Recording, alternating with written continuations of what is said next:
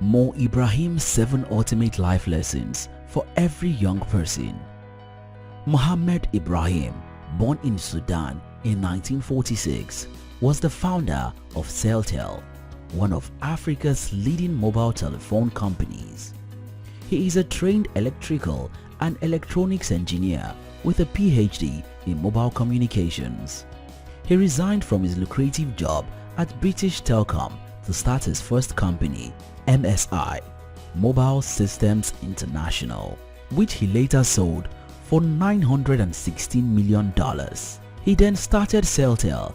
At the time, no mobile operator was willing to invest in Africa. When MTC bought Celtel in 2005, Mo Ibrahim sold the company for the sum of $3.4 billion. He is currently worth $1.1 billion according to Forbes magazine.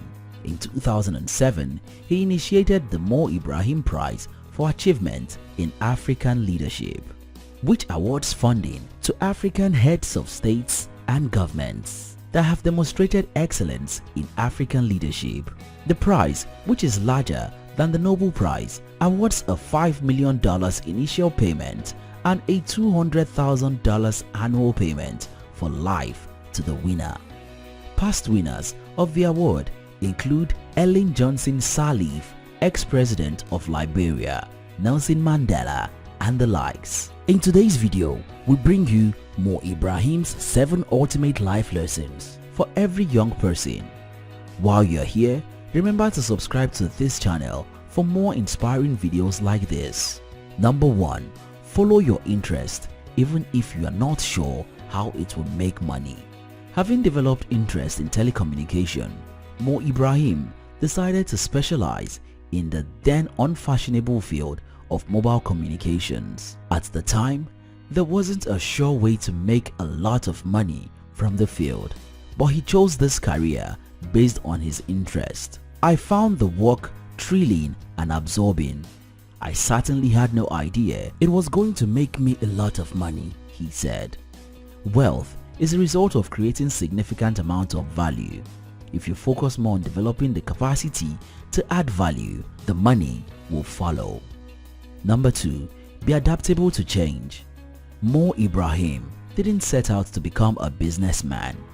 In 1983, British Telecom lured him away from academia to be the technical director of Cellnet, now O2.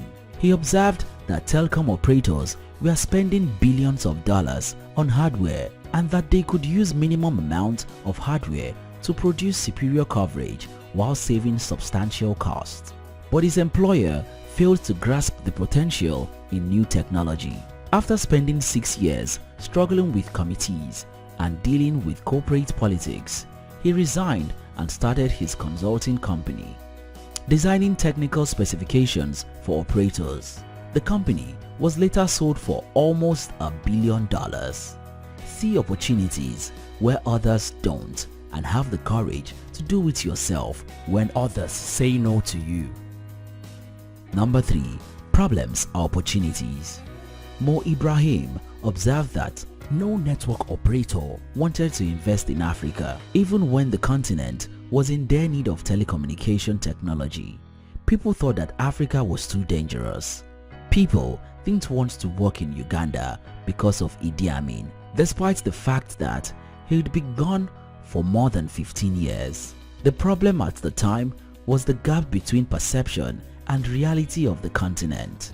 In 1998, Ibrahim decided to bridge the gap. 7 years later, Celtel was operating in 13 countries and had more than 5 million mobile subscribers. Problems are opportunities in disguise. People's problems are simply an avenue to generate wealth. Number 4. You can do business in Africa without corruption. Before starting Celtel, people warned Ibrahim that it wasn't possible to do business in Africa with integrity. From the outset, he was determined to run a clean company.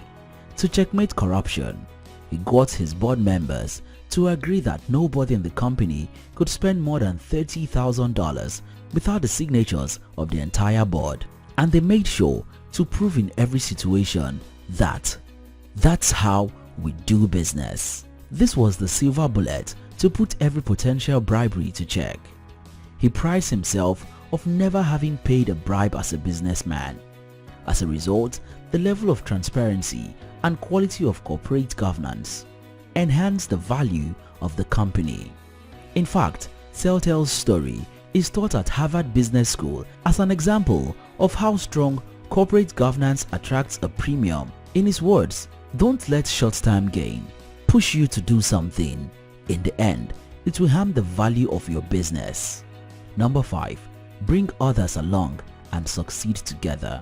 Mo Ibrahim is of the habit of hiring smart people and awarding shares to his employees. At MSI, he awarded shares to his staff. By the time he sold the company for $916 million, the company had 17 international subsidiaries and 800 employees, the vast majority of whom were engineers, who among them owned 30% of the shares. He applied the same approach with Celtel.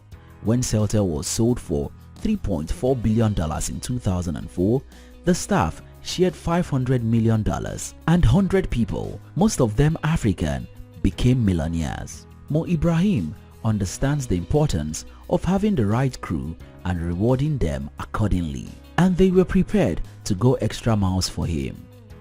It was Henry Ford who said, "Coming together is the beginning, keeping together is progress, working together is success." If everyone is moving forward together, success takes care of itself.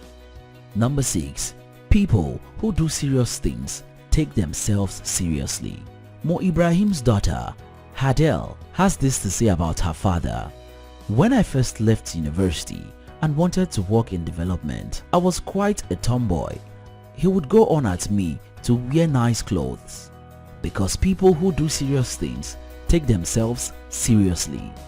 Mo Ibrahim wanted people around him to be their best in every possible way they could. He enjoys his work and he wants everyone to enjoy it. He gives a prize for excellence because he is consumed by the desire for excellence in all he does. Your first impression matters. People will address you by the way you dress. You have to make the effort to take how you appear before people seriously. Number 7. Stand for what you believe. Mo Ibrahim has always stood up against the endemic nature of corruption in Africa and its implications for businesses and the development of the continent. His financial success is a testament against corruption and a reinforcement of his stand against it. After leaving Celtel, he founded the Mo Ibrahim Foundation, offering the $5 million Mo Ibrahim Prize for excellent African leaders. This prize has brought him a lot of criticism. People say that the businessman who prides himself on never having paid a bribe now seems to be offering a bribe to political leaders. Some say, why so much money for leaders who are only doing what they are elected to do? Others believe $500,000 a year would be small change for, say, a Nigerian politician. Ibrahim's response is that while the prize cannot compete with possible corruption proceeds, it offers leaders an option that didn't previously exist. He added that the fact that African leaders are able to steal billions of dollars doesn't mean that those who don't shouldn't have any money.